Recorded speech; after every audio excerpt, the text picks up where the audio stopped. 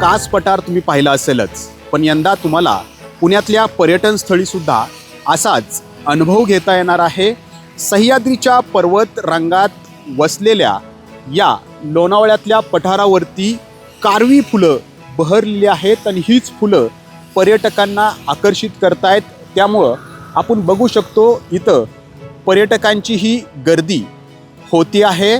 खरं तर ही कारवीची फुलं तब्बल 6 ते 7 वर्षानंतर बहरतात। ती बहरल्यानंतर काही महिन्यांनी त्याची फुलं गळून पडतात, मग रोपंही जळतात। सुरुवातीला जी फुलं गळून पडलेत त्याच्यापासून पुन्हा एकदा रोपं तयार होतात आणि त्याच रोपांना पुन्हा एकदा ही कारवीची फुलं अशी बहरत असतात। हा योग तब्बल 7 वर्षांनी येतो। त्याच्यामुळंच जशी ही कारवीची फुलं या पठारावरती बहरली की इकडं पर्यटकांची पाय आपोआप ओढले जातात।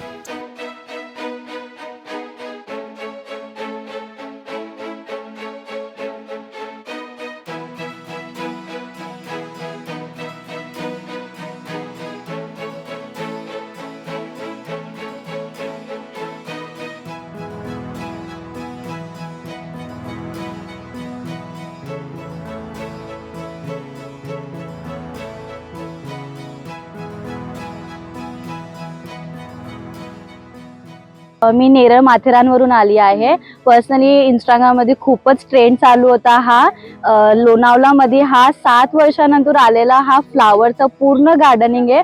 तर मला इथं व्हिजिट करून खूपच छान वाटतंय। तर पर्सनली तुम्ही सगळे पण यावेत।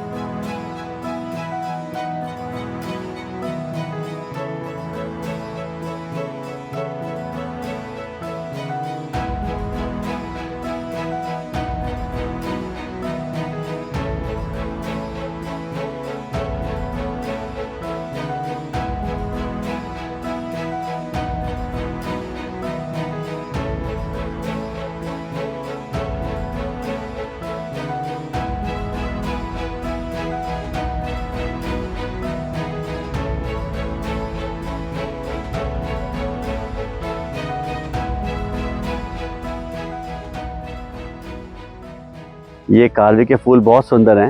ये एकदम स्विट्जरलैंड जैसा लग रहा है। ये वैसे विदेशों में होता है कि पहाड़ी के ऊपर फूल ही फूल होते हैं। ये पूरा वैसा एकदम लुक है यहाँ पे, बहुत सुंदर है। आप किसके साथ आए यहाँ पे? मैं अपनी फैमिली के साथ आया। ये देखना अपने आप में, इसको निहारना ही अपने आप में एंजॉयमेंट है। इसको देख के 15 मिनट आधा घंटा बैठ के देखो, यही सबसे बड़ा एंजॉयमेंट है। अभी जाएंगे आगे, घूम के आएंगे, आगे तक देख के आते हैं। हाँ, हो सकता है इस फूलों की वजह से आ रहे हो।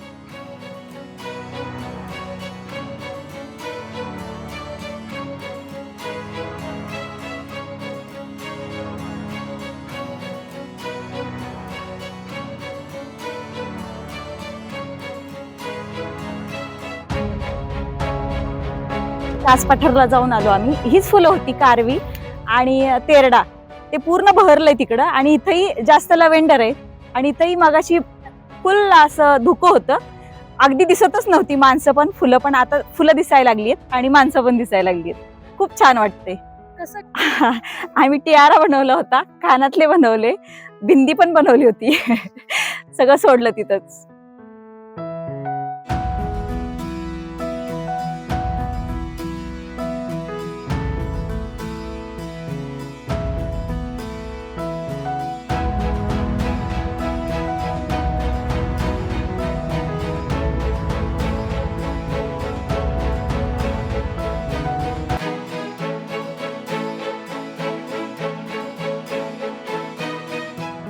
पुणे अथवा मुंबईच्या दिशेनं तुम्ही लोणावळ्यात पोहोचला की तुम्हाला भुशी धरणाच्या दिशेला यायचं आहे। तिथून काही अंतर कापलं की तुम्हाला टायगर पॉईंट येतो आणि त्या पॉईंटपासून अगदी 3 किलोमीटरवरती आलं की हा पठार आहे आणि इथं ही कारवीची फुलं आहेत आणि ही फुलं पाहण्यासाठी आता पर्यटकांचे पाय इथं ओढलेले आहेत। आपण त्यांच्याशी बोलू।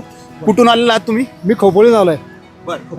हां, आणि ह्याच्या आधी कास पठारला गेलेलो आहे, पण त्यावेळेस ती फुलं सगळी सीझन थोडा लेट झाला होता। खोपोली जाऊन मला माहीत नव्हतं। आता या सगळ्या तुमच्या इंस्टाग्राम आणि या माध्यमातून म्हटलं बघूया, दूर दूर लोक येतात, आपण यावं म्हणून। आज शुक्रवार सुट्टी आहे, आलो परिवाराला घेऊन। माझ्या मुली खूप एक्सायटेड आहेत, पण म्हटलं बघायला आलो। काय तुम्हाला कसा इथं आनंद भेटतोय हे सगळं निसर्गाचा? पाऊस नसता तर जास्त आनंद भेटला असता, पण ठीक आहे। पावसाळ्यात पण मजा कमी केली. 7 वर्षानंतर ही कारवीची फुलं येतात. 7 हा. वर्षानंतर येतात. हो 7 वर्षानंतर येतात का? अच्छा अच्छा, पण खूप छान दिसतात, मस्त वाटत, एकदम फ्रेश वाटतं बघून त्याला. मला आता प्रतीक्षा करावी लागणार नाही पुढच्या 7 वर्षाची. बरोबर, त्याचा आनंद आम्हाला मिळाला. पिवळी फुलं खूप छान दिसतात, ती इकडे येत ना ती. आणखी इथं काही पर्यटक आहेत, आपण त्यांच्याशीही बोलण्याचा प्रयत्न करूयात.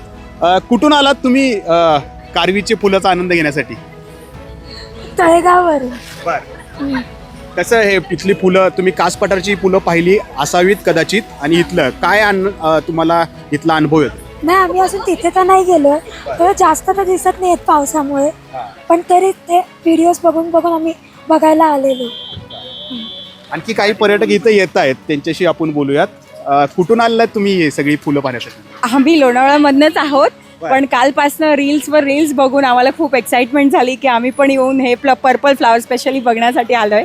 तुम्ही लोणावळ्याचेच आहात, परंतु ही फुलं कधी तुम्हाला पाहायला इथं अनुभवायला नाही मिळाली? नाही नाही, अनुभवलंच नाही आम्ही. फर्स्ट टाइमच ऐकलं म्हणून आम्हाला पण एक्साइटमेंट होती, आणि पाहिले रील्स मध्ये वगैरे, तर कधी जाऊ आणि कधी पाहूयात म्हणून आम्ही पण आलो आता प्लॅन. खरं तर ही फुलं 7 वर्षानंतर या ठिकाणी बहरत असतात.